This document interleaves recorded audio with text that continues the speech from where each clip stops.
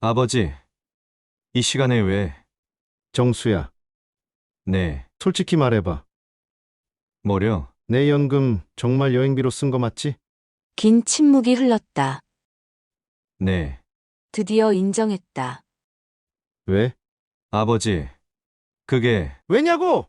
소리가 커졌다. 옆방에서 벽을 두드렸다. 조용히 해요. 정수의 목소리였다. 나를 조용히 하라고 하는 목소리였다. 조용히 하라고? 내가? 아버지, 지금 밤늦은 시간이잖아요. 그럼 언제 얘기하자는 거냐? 낮에 전화하면 회사에 있다고 하고, 아버지, 너 때문에 나 지금 어떻게 사는지 알아? 알고 있어요. 알고 있다고? 정말로? 네, 차가운 대답이었다. 미안하다는 말도 죄송하다는 말도 없었다. 그럼 왜 내 돈을 가져갔어? 아버지, 혼자 쓰기엔 너무 많잖아요. 순간 귀를 의심했다. 뭐라고? 아버지, 혼자 80만 원을 다 쓸 일이 뭐가 있어요? 어차피 남는 돈인데. 남는 돈이라고? 너 미쳤구나? 아버지, 욕하지 마세요. 미친 게 아니면 뭐야? 남는 돈이라고? 사실이잖아요. 노령연금으로 아버지 월세 12만 원 내고 밥값 10만 원이면 충분하고 뭐가 더 필요해요? 계산까지 다 해뒀다. 내 생활비를 너 연금 가져가면 아파트에서도 나 못 살 거라는 거 알고 가져간 거야? 그럼 병원비는? 약값은? 그런 건 제가 따로 드릴게요. 언제? 지금까지 한 번도 안 줬잖아. 바빠서 그랬어요. 바빠서. 여행 갈 시간은 있으면서 아버지 돈 줄 시간은 없다는 뜻이었다. 정수야, 그 돈 내 거야. 얘가 평생 일해서 번 거야. 알아요. 알면서 왜 가져가? 아버지, 큰 소리 내지 마세요. 어차피 나중에는 제가 상속받을 돈이잖아요. 뭐? 상속, 내가 죽어야 받을 돈을 미리 가져간다는 뜻이었다. 너 정말. 말이 안 나왔다. 아버지, 저도 살기 힘들어요. 애 키우는 것도 돈 많이 들고 집도 사야 하고 그럼 내가 벌어서 해. 벌고 있어요. 그런데 부족하잖아요. 그럼 나는 굶어 죽으란 말이야?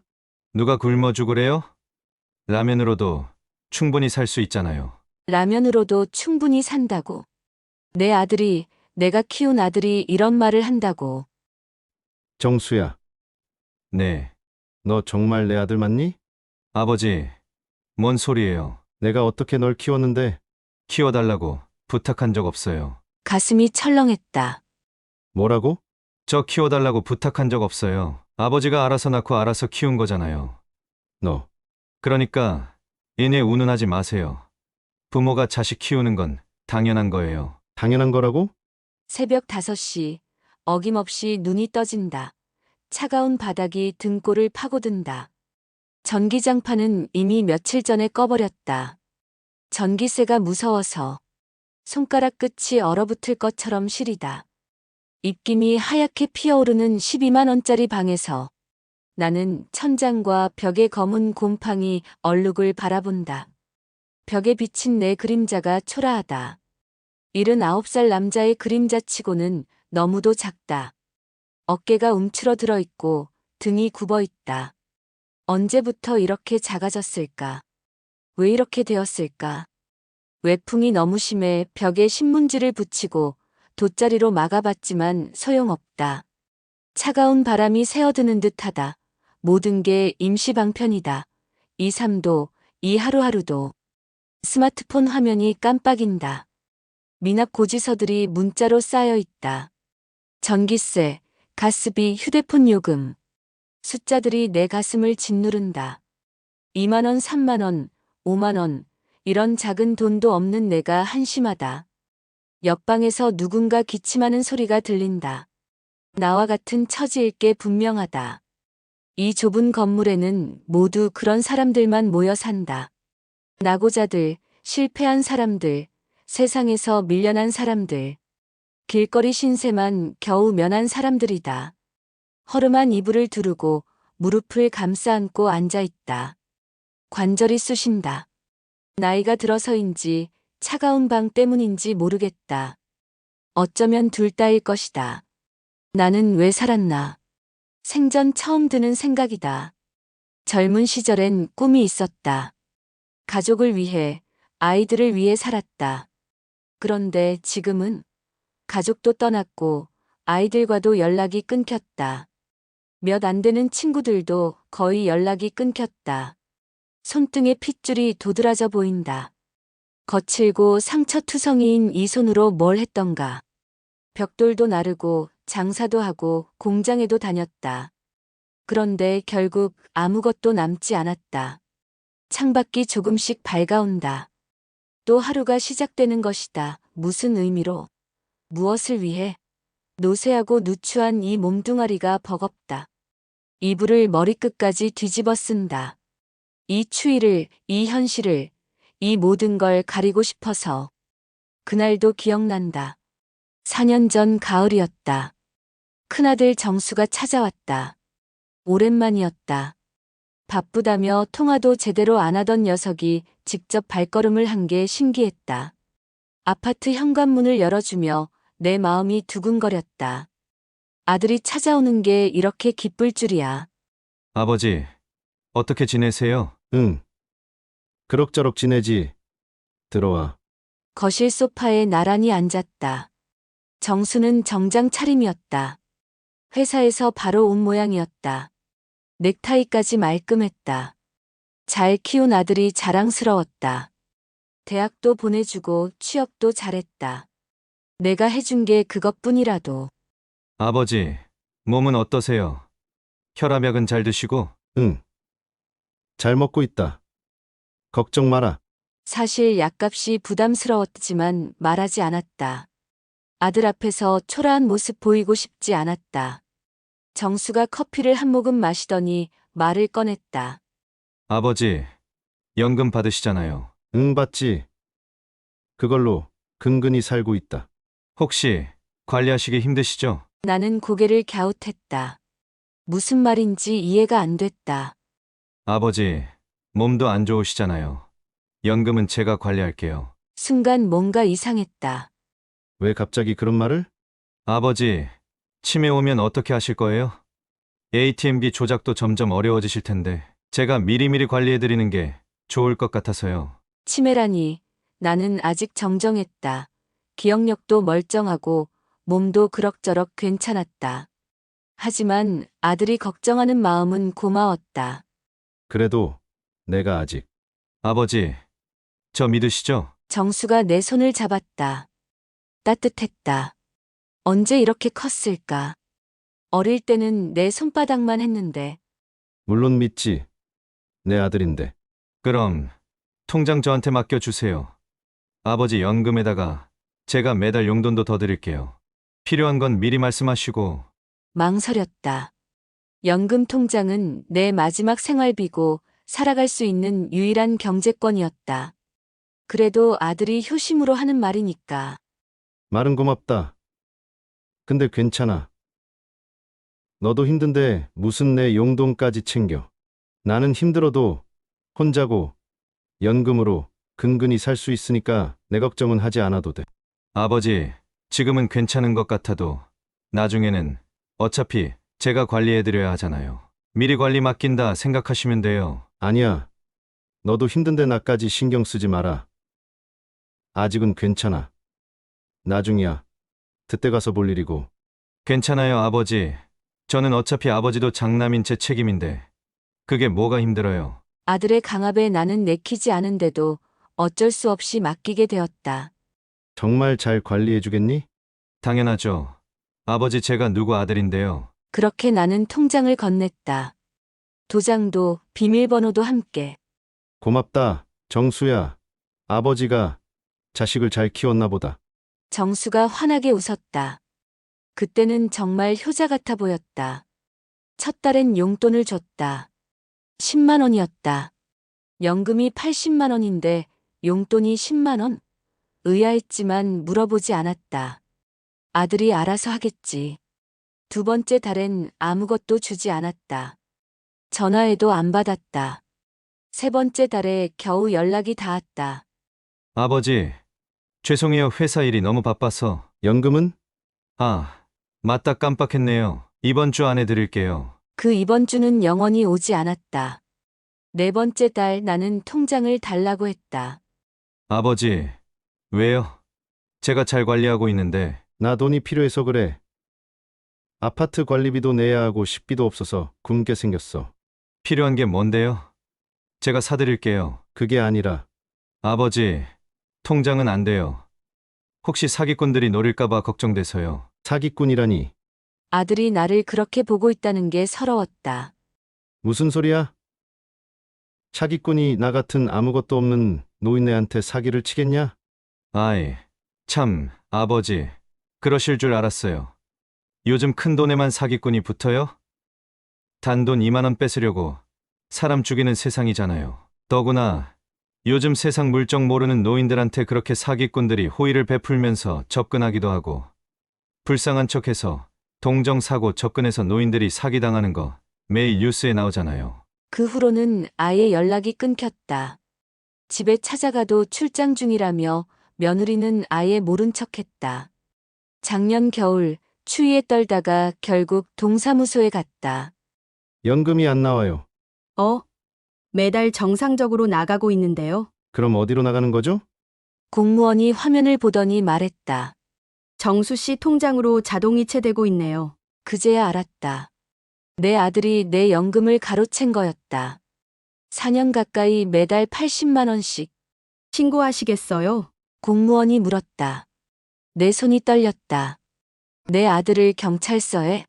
내가 아니요. 그냥 돌아왔다. 그날 밤 나는 울었다. 79살 남자가 아이처럼 엉엉 울었다. 아들이 연금 통장을 가져간 후 나는 월세로 살던 작은 아파트에서도 월세와 관리비로 보증금을 거의 다 까고 겨우 이곳으로 왔다. 효자라고 믿었던 아들이 날 등쳐먹고 있었다는 사실이 정작 내 아들이 내게 접근한 사기꾼이었다는 사실. 내가 그렇게 속았다는 사실. 그래서 지금 우쪽방에서 굶고 있다는 사실이 견딜 수 없었다. 거울을 보기 싫어진 지 오래다. 아침에 씻으려고 세면대 앞에 서면 거기 비친 내 모습이 낯설다. 언제부터 이렇게 굽었을까? 어깨가 둥글게 말려 있고 등이 새우처럼 굽어 있다. 예전엔 꼿꼿했는데 허리가 아프다. 일어날 때마다 아이고 소리가 절로 난다. 젊을 때는 그런 소리 내는 어른들이 우스웠는데 이제 내가 그렇게 됐다. 허리를 펴려고 해도 펴지지 않는다. 마치 몸이 굳어버린 것 같다. 무릎은 더 심하다. 계단을 오를 때마다 뚝뚝 소리가 난다. 뼈가 부딪히는 소리다. 쪼그려 앉았다가 일어나는 것도 힘들다. 무릎에 손을 짚고 천천히 일어나야 한다. 79살 나이의 세월이 무상하다.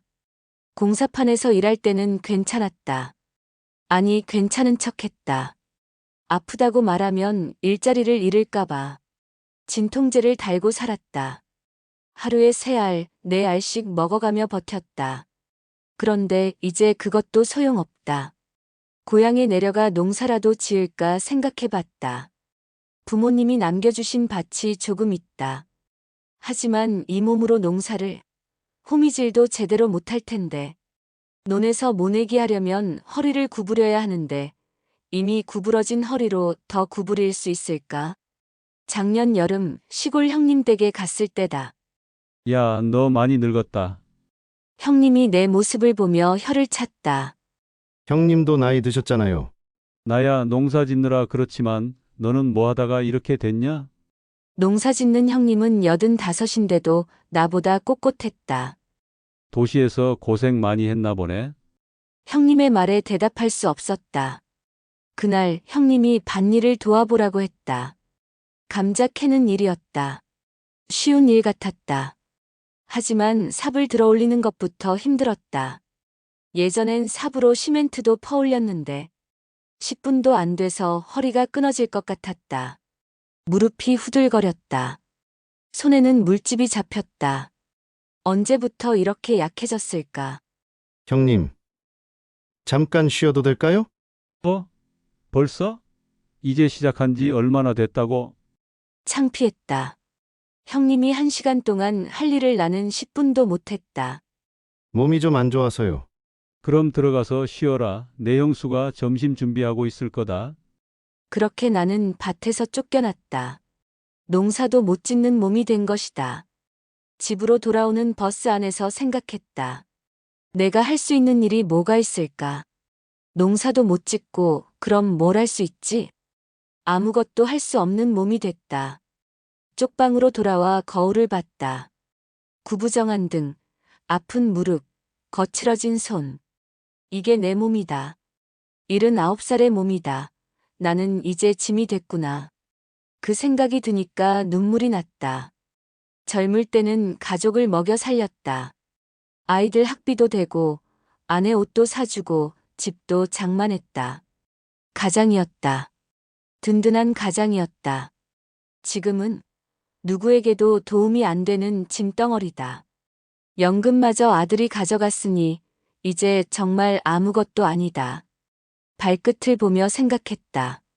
이 다리로 어디까지 걸어갈 수 있을까?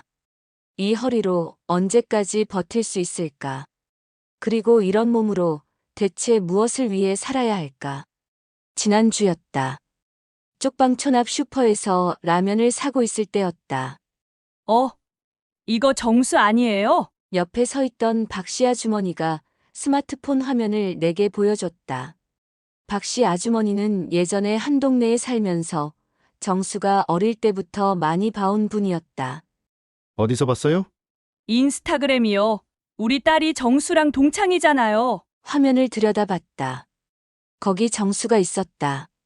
활짝 웃고 있는 정수가 어디 여행 갔나 보네요. 제주도인가? 아니었다. 제주도가 아니었다. 영어로 뭔가 써져 있었다. 발리라고. 발리였다. 인도네시아 발리. 해외여행 갔나 보네요. 부럽다 진짜. 박씨 아주머니가 부러워했다.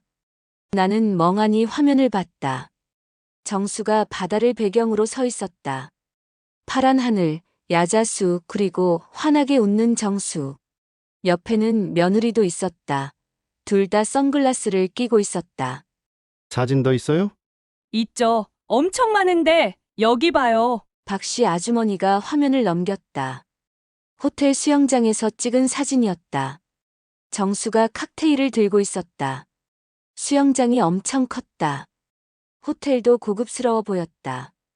또 다른 사진. 뷔페에서 찍은 것 같았다. 테이블 위에 온갖 음식이 가득했다. 랍스터, 스테이크, 회. 한 번도 먹어본 적 없는 음식들이었다. 와, 정수 진짜 잘 됐나 보네요. 이런 데서 먹으면 얼마나 할까요? 박씨 아주머니가 감탄했다. 나는 대답할 수 없었다. 목이 막혔다. 언제 올린 거예요? 사흘 전인가. 아직 여행 중인 것 같던데요. 사흘 전. 사흘 전에 나는 뭘 하고 있었나. 종일 라면으로 두 끼를 때우고 있었다. 전기장판도 못 켜고 떨고 있었다. 정수 진짜 효자죠. 아버지 뵈러도 자주 오고. 아, 네. 거짓말했다. 정수는 4년 동안 한 번도 안 왔다. 부럽다. 진짜. 우리는 저희 먹고 살기 바쁘다고. 아들은 용돈도 안 주는데. 집으로 돌아오는 길이 멀게 느껴졌다. 라면 봉지를 든 손이 떨렸다. 쪽방에 들어와서도 그 사진들이 머릿속에서 떠나지 않았다. 발리 여행. 얼마나 들까? 비행기표만 해도 100만 원은 넘을 텐데. 호텔비, 식사비까지 하면 적어도 300만 원은 들 것이다. 내 연금 4달치였다. 내 돈으로 저런 데를. 충격이었다. 내가 허리 아픈 것도 참고, 무릎 아픈 것도 참고, 하루 종일 일해서 번 돈. 그 돈을 꼬박꼬박 넣어서 받는 연금. 그 돈으로 아들이 발리에서 호강하고 있었다. 나는 라면도 아껴 먹고 있는데 벽에 붙여놓은 달력을 봤다. 이번 달 15일까지 전기요금을 내야 한다. 12,000원. 그것도 없어서 걱정하고 있는데 아들은 발리에서 칵테일을 마시고 있었다. 스마트폰을 꺼내 정수 번호를 눌렀다. 몇 달 만에 거는 전화였다. 현재 통화 중이거나 전원이 꺼져 있습니다. 자동응답이었다. 해외에 있으니까 꺼놨나 보다. 문자를 보냈다. 정수야, 아버지다. 전화 좀 해라. 답장이 없었다. 그날 밤 잠이 오지 않았다. 발리의 파란 바다, 호텔 수영장, 뷔페의 온갖 음식들. 그리고 활짝 웃고 있는 정수와 며느리. 내 돈으로. 내가 평생 모은 돈으로. 내가 아파도 참고 일해서 번 돈으로. 그 돈으로 아들이 행복해하고 있었다. 나는 여기서 굶고 있는데. 이불을 뒤집어 썼지만 잠들 수 없었다. 분노와 서러움이 뒤섞여 가슴이 터질 것 같았다. 다음 날 아침, 박씨 아주머니를 다시 만났다. 어제 그 사진들 더 볼 수 있을까요? 왜요? 아들 자랑스러우시죠? 자랑스럽다고. 내 속은 타들어가고 있는데. 하지만 고개를 끄덕였다. 아들을 욕할 수는 없었다. 설령 그 아들이 날 망하게 했어도. 밤이 되자 추위가 몰려왔다. 전기장판을 켜고 싶었지만 참았다. 이번 달 전기요금이 벌써 15,000원이 넘었다. 더 쓰면 안 될 것 같았다. 그 돈이면 라면 몇 개는 더 살 수 있다. 무릎을 가슴에 끌어안고 웅크렸다. 숨을 쉴 때마다 입김이 하얗게 나왔다. 방 안 온도가 영하는 아닐 테지만 영하 같았다. 찬바람이 등골을 타고 흘러내린다. 이불 속에서 스마트폰을 켰다. 박씨 아주머니에게 받아온 사진들을 자세히 봤다. 발리 호텔 객실 사진이었다. 침대가 킹사이즈였다. 하얀 시트, 푹신해 보이는 베개들. 창밖으로는 바다가 보였다. 침실 한쪽에 작은 테이블이 있었다. 그 위에 와인병과 잔 2개가 놓여 있었다. 정수가 그 와인잔을 들고 웃고 있었다. 배경은 호텔 발코니였다. 석양이 지고 있었다. 아름다웠다. 나는 이불을 더 끌어올렸다. 여기는 쪽방이다. 2평 남짓한 방. 천장과 벽에는 곰팡이가 피어 있고 벽지는 뜯어져 있다. 화장실은 복도 끝에 있어서 한밤중에 나가기 무섭다. 내 방에는 난방도 제대로 안 된다. 여름엔 찜통이고 겨울엔 냉동고다. 에어컨은 꿈도 못 꾸고 선풍기조차 없다. 아들 방에는 에어컨이 빵빵할 것이다. 원하는 온도로 맞춰놓고 편안하게 잘 것이다. 나는 라면을 먹는다. 하루에 1개, 많이 먹어봐야 2개. 계란 하나 넣으면 호사다. 아들은 뷔페에서 랍스터를 먹는다. 스테이크도 먹고 와인도 마신다. 한 끼 식사비가 내 일주일 식비보다 비쌀 것이다. 아들은 호텔 스파에서 마사지도 받을 것이다. 자쿠지도 하고 사우나도 하고. 같은 시간, 같은 하늘 아래. 나는 추위에 떨고 있고 그는 따뜻한 곳에서 웃고 있다. 내 돈으로. 사진을 더 넘겨봤다. 스쿠버 다이빙 사진이 있었다. 정수가 잠수복을 입고 바닷속에서 찍은 사진이었다. 열대어들이 주변을 헤엄치고 있었다. 신기한 세상이었다. 나는 바다를 본 지가 언제였을까? 몇 년 전 부산에 일하러 갔을 때, 그때도 바다를 구경할 여유는 없었다. 일만 하다가 왔다. 또 다른 사진. 정수와 며느리가 레스토랑에서 찍은 것 같았다. 촛불이 켜진 테이블, 고급스러운 분위기. 스마트폰 화면이 흐려졌다. 눈물 때문이었다. 내가 뭘 잘못했나? 나는 평생 성실하게 살았다. 술도 안 마시고 담배도 끊었다. 아이들한테 손 한 번 안 댔다. 돈을 벌어왔다. 많지는 않았지만 꾸준히 벌어왔다. 아이들 학비도 댔고 용돈도 줬다. 정수 대학 등록금만 해도 몇 천만 원 들었다. 결혼할 때도 도와줬다. 아파트를 팔아서 전세금 절반은 내가 냈다. 신혼여행비도 줬다. 그런데 왜 이렇게 됐을까? 아들은 왜 내 연금을 가져갔을까? 정말 내가 치매 걸릴까봐서였을까? 아니면 처음부터 계획이었을까? 혹시 내가 몰랐던 원망이 있었을까? 어릴 때 뭔가 잘못했을까? 관심을 덜 줬나? 아니다. 나는 그때 그 시절 최선을 다했다. 그 시절로 다시 돌아간다고 해도 더 잘할 자신이 없다. 그런데 왜 아들은 나를 기망하고 버렸을까? 따뜻한 호텔 침대에서 자고 있을 아들을 생각했다. 와인에 취해 행복한 꿈을 꾸고 있을 것이다. 내 돈으로 행복해하고 있는 아들을 생각하니 서럽다가도 속에서 천불이 올라와 주체할 수가 없었다. 그러던 어느 날 슈퍼에서 나오는데 뒤에서 목소리가 들렸다. 김 씨는 참 불쌍해. 발걸음을 멈췄다. 김 씨라니 나를 말하는 건가? 아들이 연금으로 여행 다닌다던데요. 가슴이 철렁했다. 뒤돌아보고 싶었지만 그럴 수 없었다. 혹시라도 내가 듣고 있다는 걸 들키면 더 창피할 것 같아서. 에이 설마요. 그런 효자가 그럴 리 없어요. 다른 목소리였다. 누가 나를 옹호해주는 건가 싶어 고마웠다. 아니에요. 박씨 아주머니가 직접 봤다고 해요. 발리 여행 사진들을 인스타그램에 올렸는데 호텔도 엄청 좋은 데고 음식도 비싼 거만 먹고. 박씨 아주머니 며칠 전 정수 사진을 보여준 그분이다. 입이 무거운 줄 알았는데. 그럼 아버지 몰래 가져간 건가요? 몰래가 아니라 아예 통장을 맡겨달라고 해서 가져갔다고 하던데요. 치매 걸릴까봐 걱정된다면서. 어머, 그럼 정말? 거기다가 아버지는 쪽방에서 이 추운 겨울에 허구한 날 겨우 라면 먹고 사는데 아들은 몇백만 원짜리 여행을 다니고 있어요. 목소리들이 점점 커졌다. 아마 내가 멀리 가서 안 들릴 거라고 생각하는 모양이었다. 하지만 다 들렸다. 한 글자도 놓치지 않고. 아무리 세상이 바뀌고 천지가 개벽을 했어도 그렇지. 아버지 연금 강제로 뺏어다가 흥청망청 쓰고 다니는 거잖아. 진짜 요즘 세상에 그런 자식이 있나요? 아이고, 자식들이 안 보태줘도 되니까 저런 짓만 안 해도 살지. 그런 일이 있으니까 그런 얘기가 나오겠죠. 불쌍한 김 씨, 평생 고생해서 모은 돈을.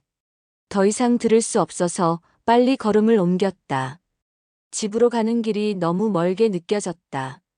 지나가는 사람들이 모두 나를 쳐다보는 것 같았다. 수군거리는 것 같았다. 저 사람이 바로 아들한테 연금 뺏긴 사람이야. 측은하다 정말. 자식 잘못 키우면 저렇게 되는 거야.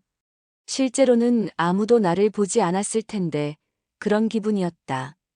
쪽방에 들어와서도 귓가에서 그 목소리들이 맴돌았다.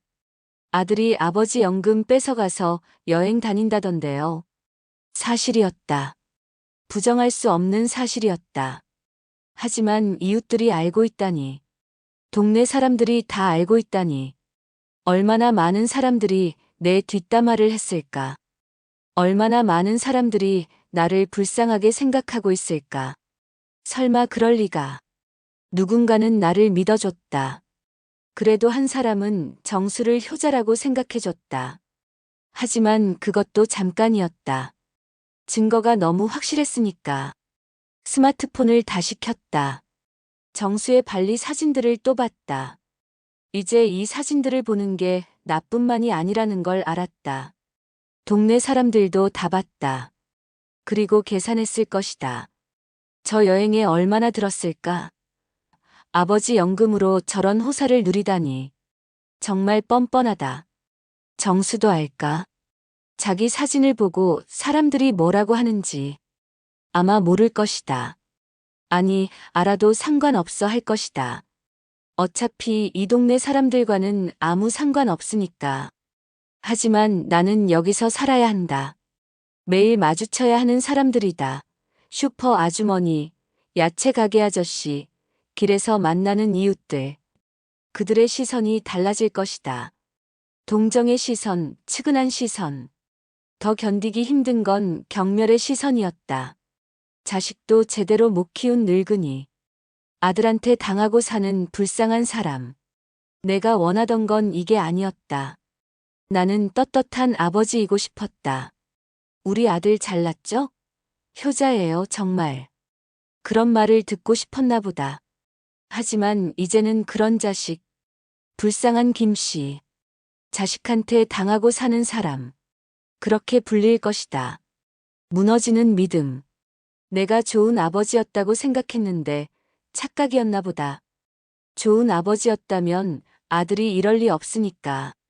그렇다면 나는 죽을 힘을 다해서 살아온 내 세월은 무엇이었단 말인가? 창밖을 보니 비가 내리기 시작했다. 찬 겨울비였다. 이 비처럼 내 마음도 차갑게 식어갔다.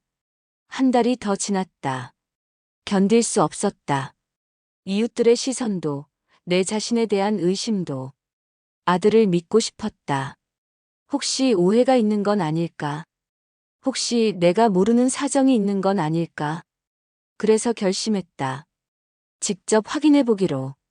국민연금공단에 갔다. 통장 거래 내역을 보고 싶은데요.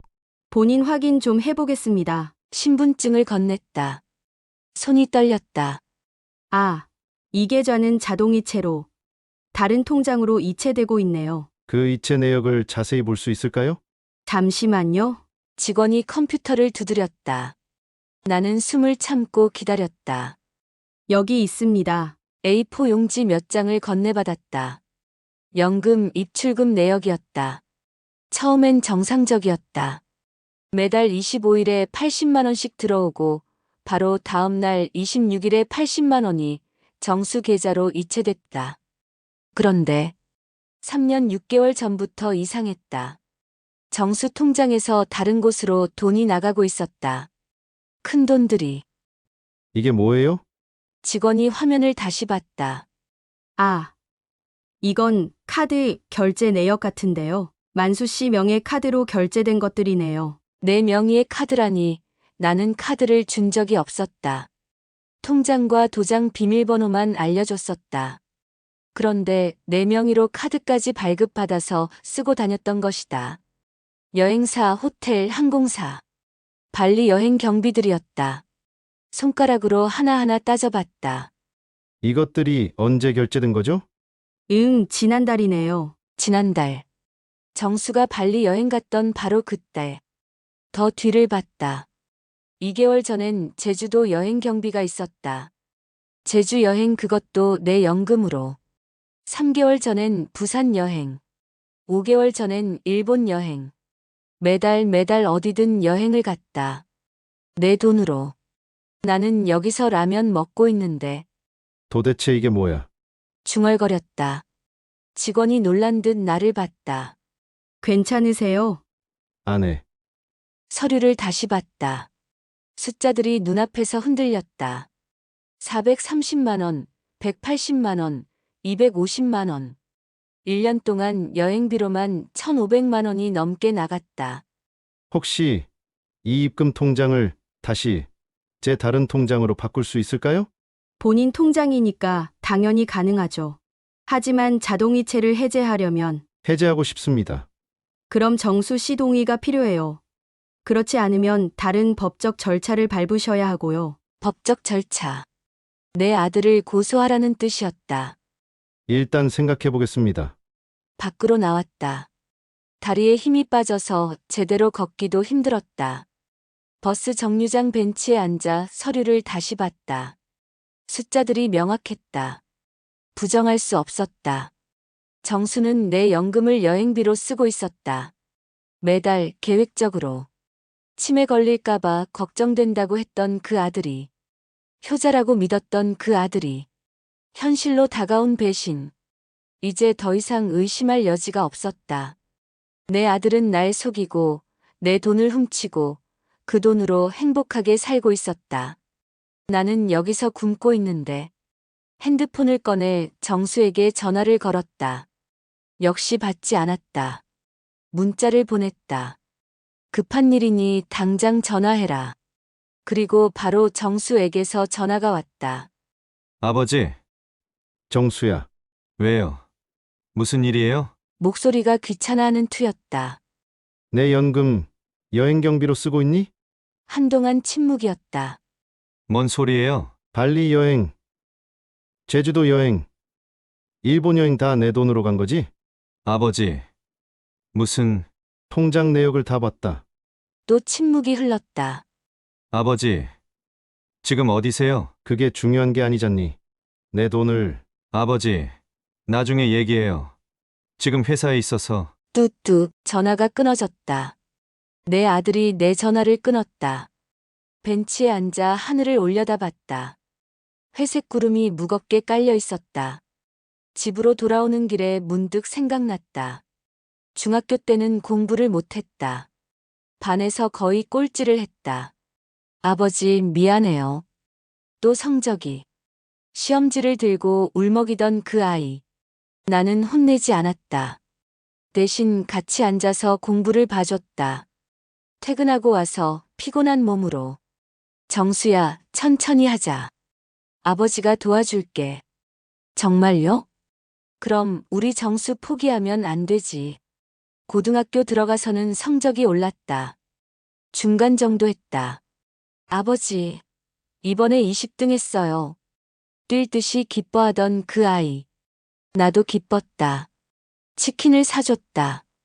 비싸서 평소엔 사줄 수 없었지만 그날은 특별했다. 우리 정수 진짜 잘했다. 아버지 덕분이에요. 대학 갈 때는 등록금이 문제였다. 한 학기에 300만 원. 1년에 600만 원. 내 월급의 거의 절반을 학비로 내야 했다. 아버지, 제가 알바해서. 안 돼. 공부나 해라. 아버지가 해결할게. 야근을 더 많이 했다. 주말에도 일했다. 허리 아픈 것도 참고 잠을 줄이고 힘든 모든 것을 참았다. 정수가 대학 졸업할 때까지 4년. 학비만 2,400만 원이 들었다. 생활비까지 하면 3천만 원은 넘었을 것이다. 하지만 후회하지 않았다. 내 아들 잘 되는 게 최고였으니까. 취업할 때도 도와줬다. 정장도 사줬다. 아버지, 회사 붙었어요. 전화로 기쁜 소식을 알려주던 그 목소리. 술도 잘 못하는 나는 그날 소주 한 잔 했다. 아내와 함께 기뻐서. 우리 정수, 이제 다 컸구나. 결혼할 때도 마찬가지였다. 너는 신혼살림 장만하는 것만 생각해라. 유일하게 하나 지니고 있던 집을 팔아서 전세 보증금을 마련해줬다. 결혼식 날 정수가 내게 절했다. 아버지 덕분에 잘 살게 됐어요. 그때 정수가 한 말이었다. 아버지, 앞으로 제가 효도할게요. 걱정 마세요. 아버지, 걱정 마세요. 그 말이 자꾸 떠올랐다. 그때는 진심이었을까? 아니면 처음부터 거짓말이었을까? 결혼 후 처음 몇 년은 괜찮았다. 명절에도 오고 안부도 물었다. 그런데 언제부터 달라졌을까? 아이가 태어나고, 집을 사고, 아니면 처음부터 계획이었을까? 아버지, 연금은 제가 관리할게요. 그때 그 얼굴도 떠올랐다. 환하게 웃으며 말하던 그 얼굴. 아버지, 저 믿으시죠? 믿었다. 의심 없이 믿었다. 내가 키워온 아들이니까. 내가 평생 사랑해온 아들이니까. 그 아이가 나를 배신했구나. 가슴이 찢어지는 것 같았다. 정수를 미워하고 싶었지만 미워할 수가 없었다. 어떻게 그 아이를 미워할 수 있을까? 하지만 이번만큼은 어떻게 용서할 수 있을까? 내 마음은 찢어져 있었다. 문득 허탈한 웃음이 나왔다. 내가 살아온 이 79년이 뭐였을까? 정수 초등학교 때를 떠올렸다. 공장에서 일할 때였다. 새벽 5시에 일어나 6시에 출근했다. 밤 10시까지 일했다. 하루 16시간씩. 쉬는 날은 일요일 뿐이었다. 그때 내 손을 보니 까맣게 때가 끼어 있었다. 기계 기름때였다. 아무리 비누로 씻어도 지워지지 않았다. 몸에는 항상 기름 냄새가 배어 있었다. 아버지, 손이 왜 이래요? 정수가 내 손을 보며 물었다. 아버지가 일하는 곳에서 묻은 거야. 씻으면 안 돼요? 안 지워져. 아이가 내 손을 만지며 말했다. 아버지 손 거칠어. 그랬다. 내 손은 거칠었다. 쇠붙이만 만져서. 정수 대학교 때는 야간 경비 일도 했다. 낮에는 공사장에서 일하고 밤에는 사무실 경비를 봤다. 새벽 5시까지. 그러고 집에 와서 한두 시간 자고 다시 공사장으로 갔다. 한 달에 한 번쯤은 쓰러질 뻔했다. 피로가 누적돼서. 그런데도 정수 앞에서는 웃었다. 아버지, 피곤하시죠? 아니야, 괜찮다. 거짓말이었다. 괜찮지 않았다. 죽을 것 같았다. 정수 대학교 등록금이 계속 올랐다. 한 학기에 300만 원에서 400만 원으로 나중에는 500만 원까지. 생활비도 만만치 않았다. 기숙사비, 식비, 교재비, 교통비. 한 달에 100만 원은 들었다. 내 월급으로는 부족했다. 야근 수당, 특근 수당까지 다 합쳐도 부족했다. 토요일, 일요일엔 이삿짐 센터에서 짐을 날랐다. 이삿짐 할 때는 냉장고, 세탁기, 피아노까지 날랐다. 허리가 삐걱거렸지만 참았다. 하루 10만 원이었다. 그렇게 일주일에 28만 원을 더 벌었다. 한 달에 100만 원 남짓. 그 돈으로 정수 용돈을 보냈다. 아버지, 제가 알바할게요. 안 돼. 공부에 집중해라. 내가 더 죽어라 일할 테니까. 정수가 대학교 4학년 때였다. 공사장에서 떨어졌다. 2층 높이에서. 병원에서 깨어났을 때 의사가 말했다. 허리 디스크가 심해졌어요. 그때부터 내 몸이 망가지기 시작했다. 무거운 걸 못 드니까 할 수 있는 일이 줄어들었다. 당연히 월급도 줄었다.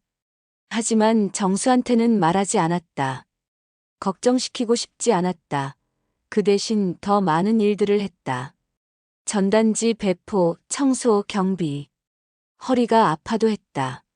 모자라는 건 대출을 받았다. 정수가 취업하고 결혼할 때까지 나는 내 몸을 갈아 넣었다.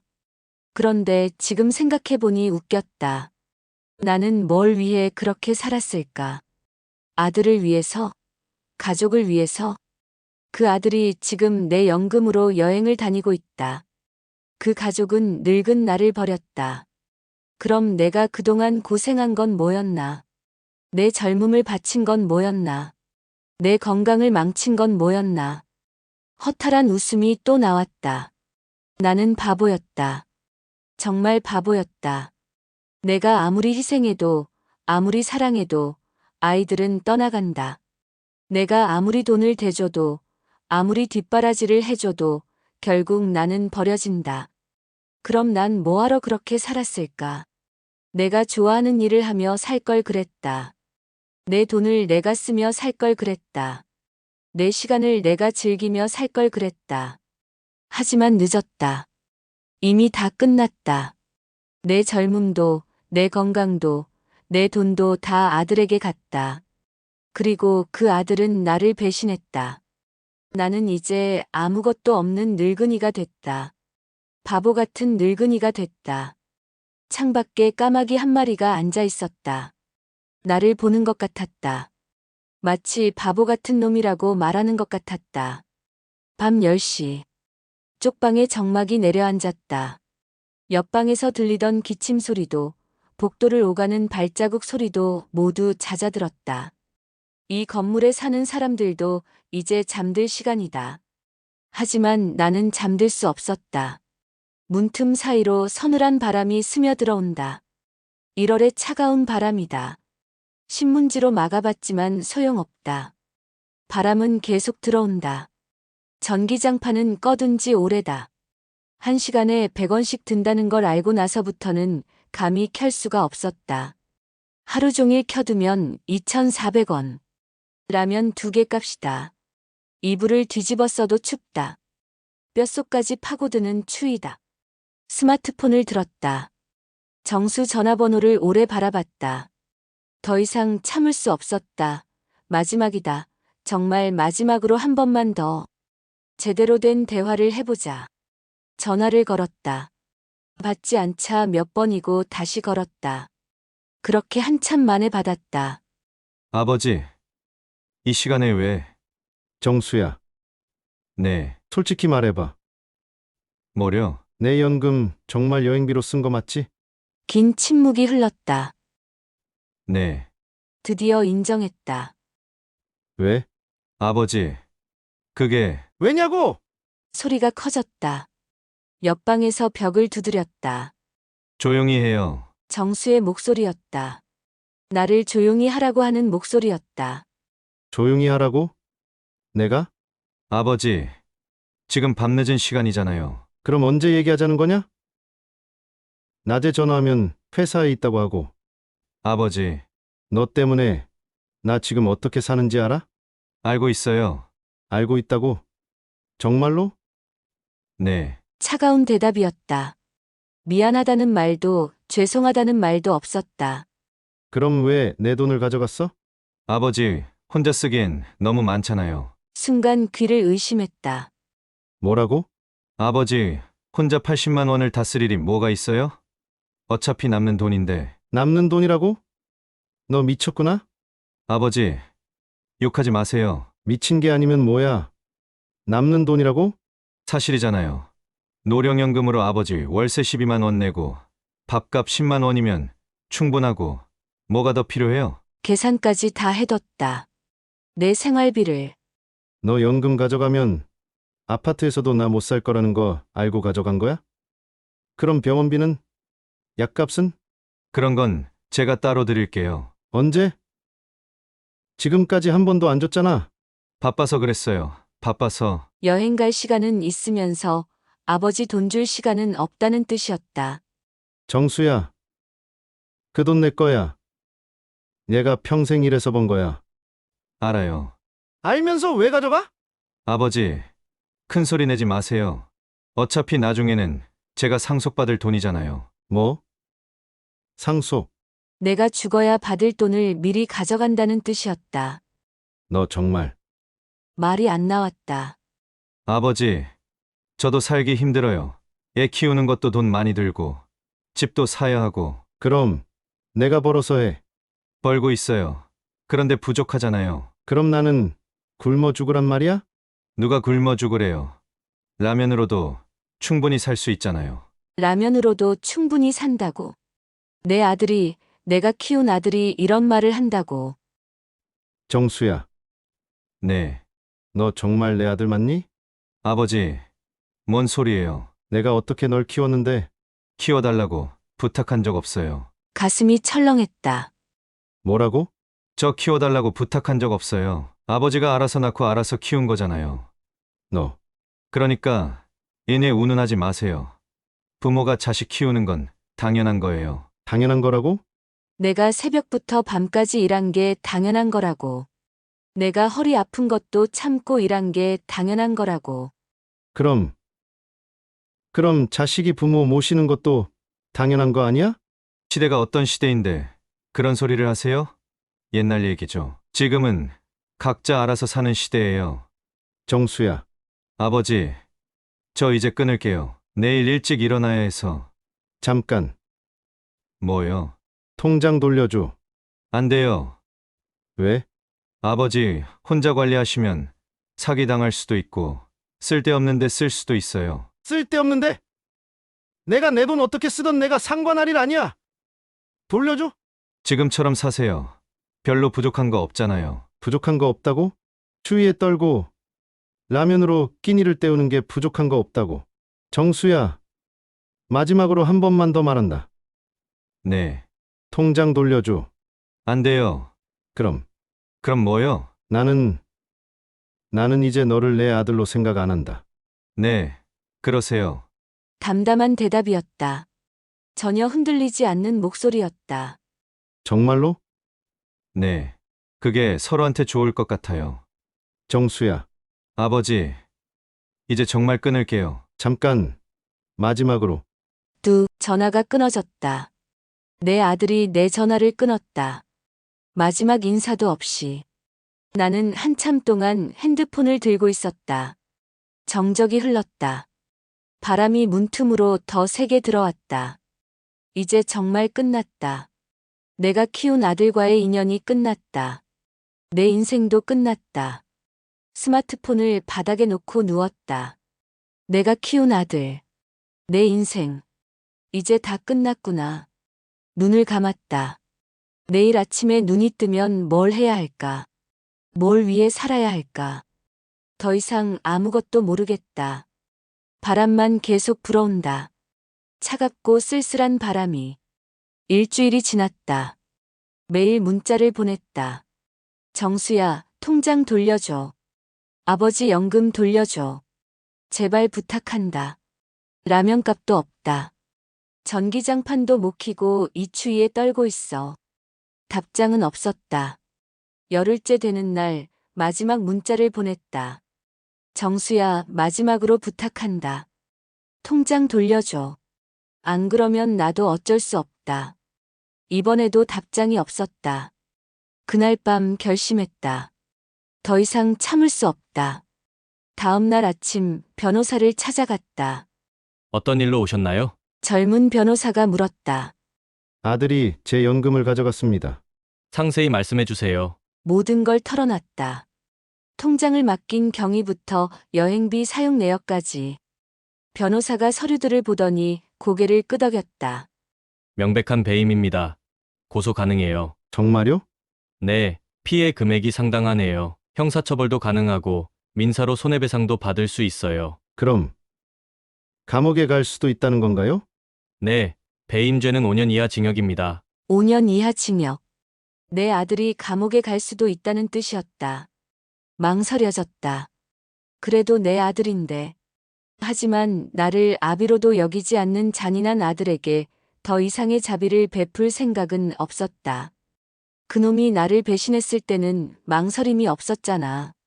고소하겠습니다. 확실하시죠? 네.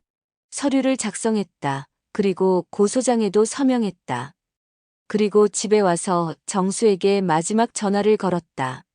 아버지, 민수야, 왜요? 내가 널 고소했다. 뭐요? 배임으로 고소했다. 경찰서에서 곧 연락할 거야. 긴 침묵이었다. 아버지, 설마... 설마가 아니라 진짜야. 아버지! 미쳤어요! 미친 건 너지? 아버지는 죽든 말든 돈 가져다가 여행 다니는 놈이. 아버지, 취하하세요. 취해야 할 거였으면 처음부터 시작을 안 했어. 아버지! 소리를 지르는 정수의 목소리가 들렸다. 처음으로 당황하는 모습이었다. 왜? 늙은이가 아무것도 못할 거라고 생각했어? 이제 좀 무서워? 아버지! 제발! 제발. 너도 제발이라는 말 할 줄 아네? 아버지, 저 회사에서 잘리면 어떻게 해요? 그건 내가 알아서 해. 그 정도 각오도 없이 그런 짐승만도 못한 짓을 했어? 아버지! 나는 이 순간부터 내 아버지 아니야. 너 스스로 그렇게 말했잖아. 그때는 화가 나서! 화가 나서. 그럼 너한테 당한 나는 뭐야? 평생을 당해주기만 할 줄 알았어? 정수가 울먹이는 소리가 들렸다. 아버지, 취하하세요. 제발. 이제 와서 제발. 늦었어. 아버지, 돈 돌려드릴게요. 다 돌려드릴게요. 이미 잊었어. 내가 그렇게 사정하고 사정할 때는 뭐라고 했어? 아버지! 그리고 내가 쓴 여행비도 다 배상해야 해 이자까지 했어. 아버지, 저 정말... 정말 뭐 후회? 진즉 후회했어야지. 전화 너머로 며느리 목소리가 들렸다. 여보, 무슨 일이야? 아버지가 날 고소했어. 며느리가 화들짝 놀라는 소리가 들렸다. 뭐? 고소를? 응, 연금 문제로. 어떻게 그럴 수가 있어? 친아버지가 친아버지라고? 이제 와서 친아버지 타령이야. 야, 며느리. 네, 너도 공범이야. 그 여행 경비 너도 썼잖아. 저는 너도 수사받을 거야. 며느리가 울기 시작했다. 여보 어떻게 해? 우리 아이들은 어떻게 해? 아이까지 데리고 와서 호소한다. 하지만 내 마음은 돌 같았다. 너희들이 나를 버릴 때 풍자풍자 쓰면서 여행 다닐 때 한순간이라도 엄동설 안에 떨고 있을 내 마음을 생각해봤어? 정수야, 네, 이제 법정에서 보자. 아버지, 아, 그리고 앞으로 연락하지 마라. 변호사 통해서만 연락해. 아버지. 제발, 전화를 끊었다. 그리고 그날 밤 처음으로 속이 후련했다. 복수가 시작됐다. 내 아들에 대한 복수가. 며칠 후 변호사에게서 연락이 왔다. 피고 측에서 합의 요청이 들어왔습니다. 얼마나 주겠다고 해요? 전액 변상하고 위자료까지 주겠다고 하네요. 거절하세요. 네? 거절요? 내 끝까지 가겠습니다.